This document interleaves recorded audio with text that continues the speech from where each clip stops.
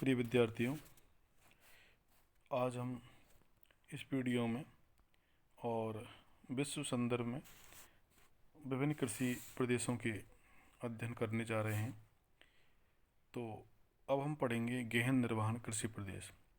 इससे पूर्व के दो वीडियो में हमने और स्थानांतरण कृषि, चलवासी पशुचारण, व्यापारिक पशुपालन आदि प्रकार की खेतियों का और कृषियों का और कृषि के आधारों का, प्रादेशिक आधारों का अध्ययन किया था। इसमें हम देखेंगे कि गहन निर्वहन कृषि प्रदेश, गहन निर्वहन कृषि प्रदेश।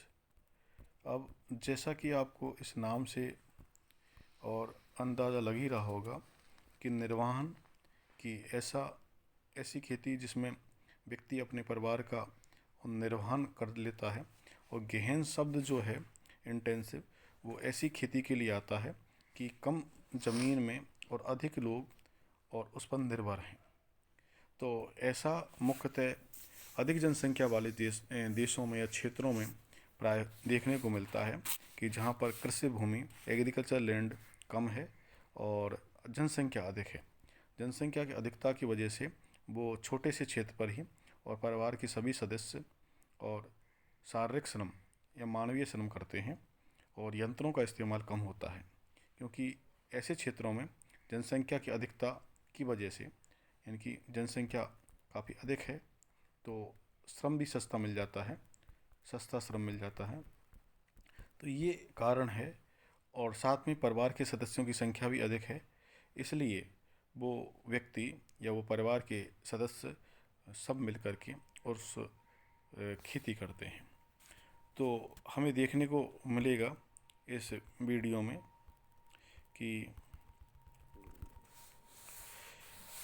यहाँ जो मुख्य जो केंद्र है इसका वो है मानसून एशिया। मानसून एशिया, लेकिन हम इसको दो भागों में बांट देते हैं। ज़्यादातर ये खेती और पूर्वी क्षेत्रों में ही होती है, मानसून एशिया वाले क्षेत्रों में, और इसको चावल के आधार पर दो भागों में बांट देते हैं कि चावल प्रधान और चावल विहीन। यानी मुख्य फसल इसमें चावल हो गई। अब इसमें देखेंगे हम कि चावल जो प्रधान खेती है वो मुख्यतः कहाँ होती है। चावल प्रधान खेती ये ज़्यादातर उन क्षेत्रों में होती है जहाँ पर वर्षा 200 सेंटीमीटर से अधिक होती है, तापमान ऊंचा रहता है, और भौगोलिक दिशाएं अनुकूल हैं। अनुकूल इतनी कि चावल की 3 फसलें भी ली जा सकें। 3 फसलें, जिसे हमारे देश में पश्चिम बंगाल, जहाँ ओस, अमन और बोरो 3 फसलें ली जाती हैं। तो चावल प्रधान इस कृषि को सावा कृषि भी बोलते हैं। कई बार ये आपका प्रतियोगी परीक्षा में भी ये प्रश्न पूछ लिया जा सकता है कि चावल प्रधान खेती को क्या बोला जाता है, किस उपनाम से जाना जाता है। सावा। ये जो खेती है चावल प्रधान, जैसा कि हमने जब चावल कृषि पढ़ी थी तो हमने पढ़ा था कि समतल क्षेत्र होना चाहिए, समतल और उपजाऊ दोमट मृदा वाला, मुख्यतः जिसमें क्ले की मात्रा भी हो, बारीक कण वाली हो। तो समतल क्षेत्र इसलिए उपयुक्त रहता है कि जब चावल के खेतों में पानी भर दिया जाता है तो पानी पूरे खेत में बना रहता है। ढलान की स्थिति में पानी एक तरफ आ सकता है और दूसरी तरफ शुष्क एरिया रह सकता है, इसलिए समतल एरिया होना चाहिए। अब चावल प्रधान खेती की जो विशेषता हैं वो उनमें हम देखेंगे कि खेतों का जो आकार है वो छोटा है, लघु आकार के खेत होते हैं, क्योंकि जनसंख्या की अधिकता की वजह से और खेती योग्य ज़मीन कम मिल पाती है, इसलिए खेतों का आकार छोटा होता है। साथ में इन देशों में पीढ़ी दर पीढ़ी जो उत्तरदायित्व की जो भूमिका है वो इस ढंग से होती है कि जो ज़मीन उसके पूर्वजों पर थी वो धीरे धीरे बंट करके और कम होती जाती है। खेतों का जो एरिया है वो अनावश्यक रूप से खाली नहीं छोड़ा जाता है। दो खेतों के बीच में यदि वो किसी और के हैं तो उसमें छोटी छोटी मेड़ें होती हैं। इसके अतिरिक्त हमने देखेंगे इसमें कि जो दूसरा जो विशेषता है इस खेती की वो है मानवीय श्रम, यानी कि मानवीय श्रम प्रधान होती है। जैसा कि मैंने पहले भी आपको बताया था इसी शुरुआत में कि जनसंख्या की और अधिकता की वजह से श्रम की सुलभता है, श्रम सस्ता भी मिल जाता है और ज़्यादातर श्रम परिवार के सदस्यों के द्वारा ही कर लिया जाता है, जिसमें चाहे जुताई है, बुवाई है, निराई, गुड़ाई, कटाई आदि के कार्य। इसके बाद जो तीसरी विशेषता है इस क्षेत्र की या इस कृषि प्रदेश की वो है सघन कृषि। अत्यधिक सघन कृषि होती है, यानी कि खेती का या एग्रीकल्चर लैंड का छोटा सा हिस्सा भी और छोड़ा नहीं जाता है, यानी छोटे छोटे हिस्सों पर भी और खेती की जाती है। और यदि वो कृषि भूमि नहीं है तो उसको कृषि भूमि बना लिया जाता है। और पहाड़ी एरिया में भी और सीढ़ीदार खेती होती है। तो इस प्रकार संचित करके, वेदिका बना करके, खराब भूमि को निकाल करके उसको उपजाऊ बना करके आदि प्रकार माध्यमों से और खेती होती है। इससे कृषि भूमि या कृषि प्रदेश में और पशुपालन का कम विकास होता है, क्योंकि लोग ज़्यादातर खेती पर ही निर्भर होते हैं, इसलिए पशुपालन का विकास कम होता है। और यदि पशुपालन की तुलना हम कृषि से करें तो कृषि तुलनात्मक रूप से पशुपालन के ज़्यादा फायदेमंद रहता है। साथ में चूँकि इन क्षेत्रों में और अलग से चारागाह नहीं है, चारागाह भूमि नहीं है, इसलिए पशुपालन की कमी भी रहती है। यहाँ पर इस प्रकार की जो फसलें हैं वो ही ली जा सकती हैं जो पशुओं को चारा के लिए उपलब्ध और प्रोडक्ट उपलब्ध करा सकें। उर्वरकों का कम उपयोग होता है इसमें, ये इसकी खेती की एक विशेषता है, कम उपयोग होता है। और क्योंकि यहाँ जो मृदा है उसको उर्वर बनाने के लिए जैविक खाद, क्योंकि पशु होते हैं तो गोबर आदि की खाद डाल दी जाती है। तो इस प्रकार ये खेती की विशेषता है। अब जैसा कि हमने पढ़ा था कि इसमें जो गहन निर्वहन कृषि है इसके दो पार्ट कर दिए गए हैं, चावल प्रधान और चावल बेहन। अब हम पढ़ेंगे चावल बेहन खेती। चावल बेहन चावल के आधार पर ही इस दो प्रकार की है, लेकिन ऐसी खेती जिसमें चावल प्रमुख फसल नहीं है। इससे पूर्व हमने अभी पढ़ा था उसमें चावल की प्रमुखता थी। तो चावल मुख्य खाद्यान्न नहीं है लेकिन गहन है, तो हम मानेंगे कि फिर चावल के अतिरिक्त और कौन सा खाद्यान्न है जो महत्वपूर्ण है, वो है गेहूँ। तो इस प्रकार के जो क्षेत्र हैं वो मुख्यतः गेहूँ प्रधान होते हैं। और अन्य फसलों के रूप में हम देखें तो उसमें सोयाबीन हो सकती है, जौ हो सकता है आदि। तो यदि हम क्षेत्रों को देखें तो मुख्यतः ये मानसून एशिया में इस प्रकार की खेती होती है और भारत इसका प्रमुख केंद्र है। यहाँ पर जो वर्षा है इस क्षेत्र में वो 100 सेंटीमीटर से कम भी हो सकती है।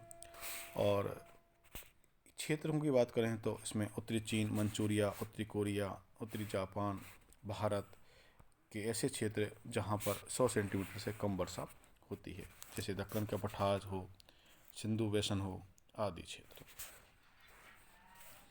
इधर हम इंडोनेशिया, कोराट पठार इनको भी देख सकते हैं। अब हम आगे देखेंगे कि इसमें वितरण क्या है इस चावल बेहन खेती का। तो जैसा कि हमने अभी देखा था कि ये जो एरिया है जिसमें कि आपका सुमात्रा, जावा, थाईलैंड, म्यांमार, इंडोनेशिया, चीन, भारत, जापान का जो ये पूरा एरिया है, ये जो क्षेत्र है वो चावल बेहन खेती का प्रमुख केंद्र है। भौगोलिक दिशाओं में जैसा कि मैंने अभी आपको बताया था कि 100 सेंटीमीटर से कम वर्षा होती है और तापमान जो है वो 21 डिग्री सेल्सियस के आसपास आवश्यक होता है, 21-22 के आसपास।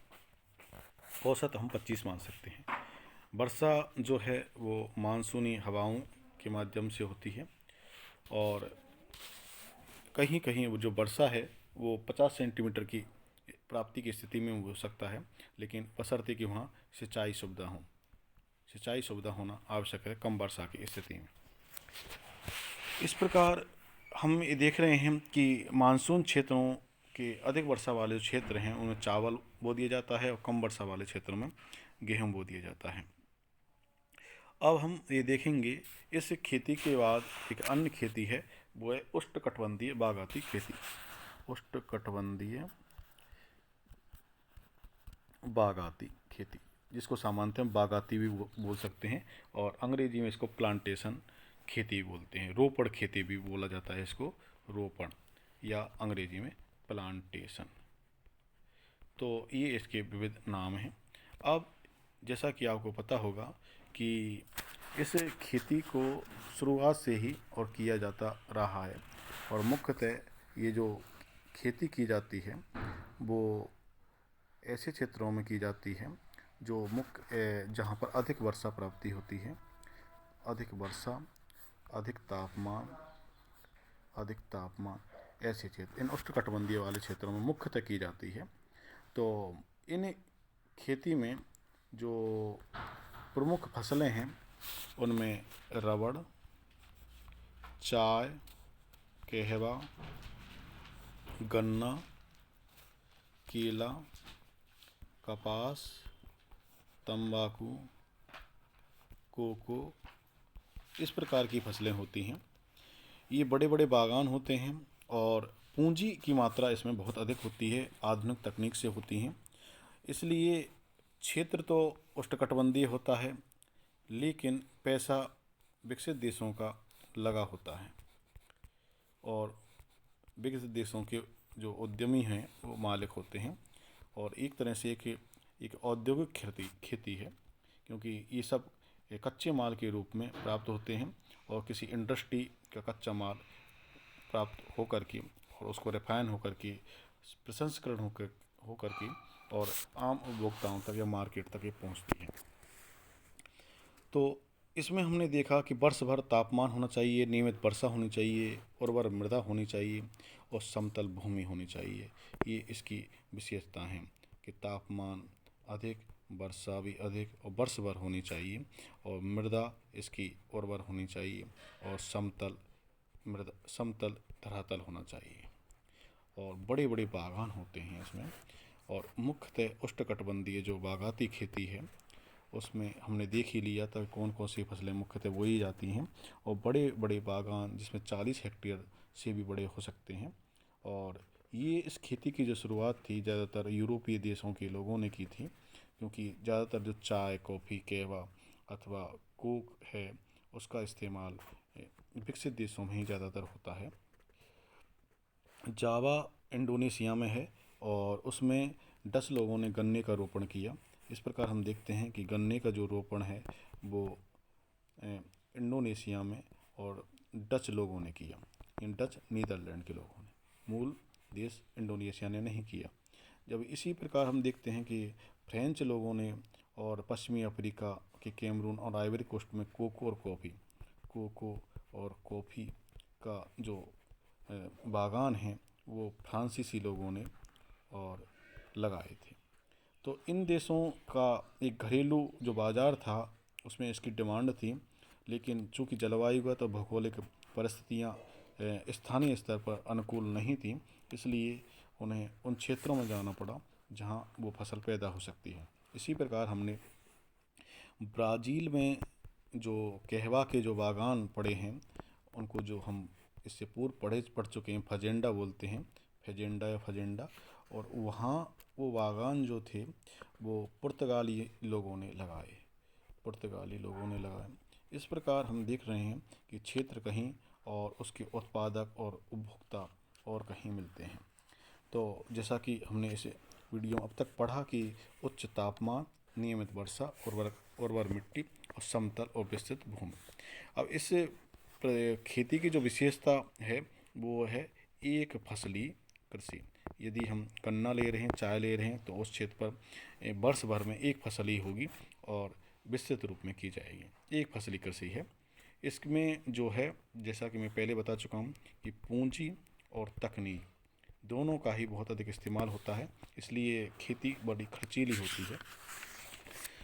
इसके अतिरिक्त यहाँ बड़े फार्म होने चाहिए, क्योंकि एक साथ बड़े फार्मों में यंत्रों के माध्यम से खेती होती है और श्रम की अधिक आवश्यकता होती है, श्रम की, और अधिकांश भाग इसका निर्यात कर दिया जाता है, वो भी कच्चे माल के रूप में। और यहाँ पर कार्यालय, कारखाने, श्रमिक के आवास की व्यवस्थाएं होती हैं, बड़े पैमाने पर होती हैं, और इस प्रकार ये इस कृषि की कुछ विशेषता हैं।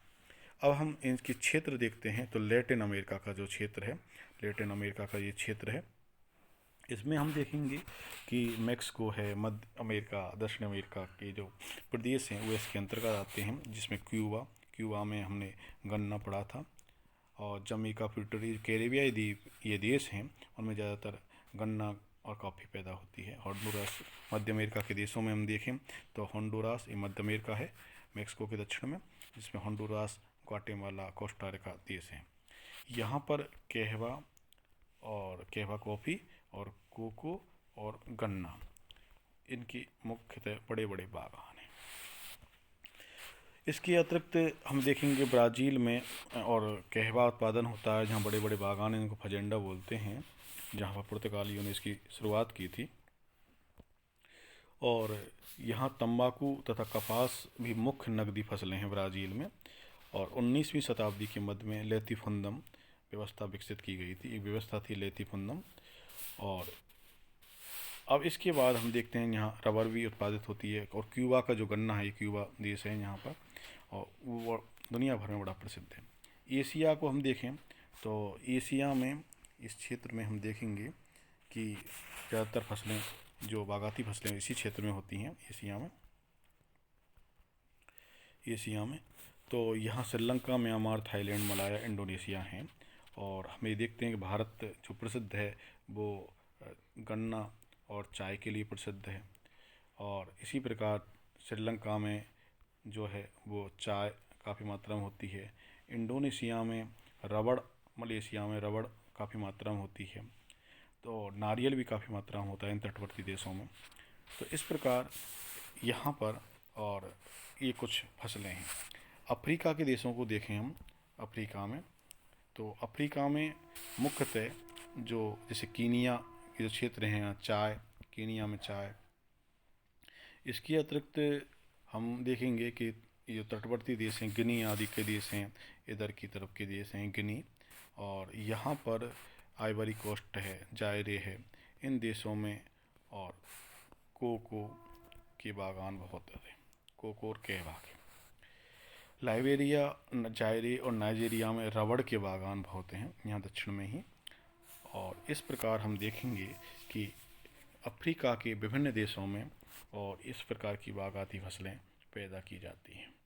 वर्तमान में इन फसलों का उपभोग दुनिया भर में होने लगा है, और इनकी डिमांड के कारण ही और इनका महत्व बढ़ा है। लेकिन अब धीरे धीरे विभिन्न देशों में इनका उत्पादन होने लगा है व्यापारिक स्तर पर, और तकनीक और पूंजी का इस्तेमाल सरकारों के द्वारा किए जाने लगा है।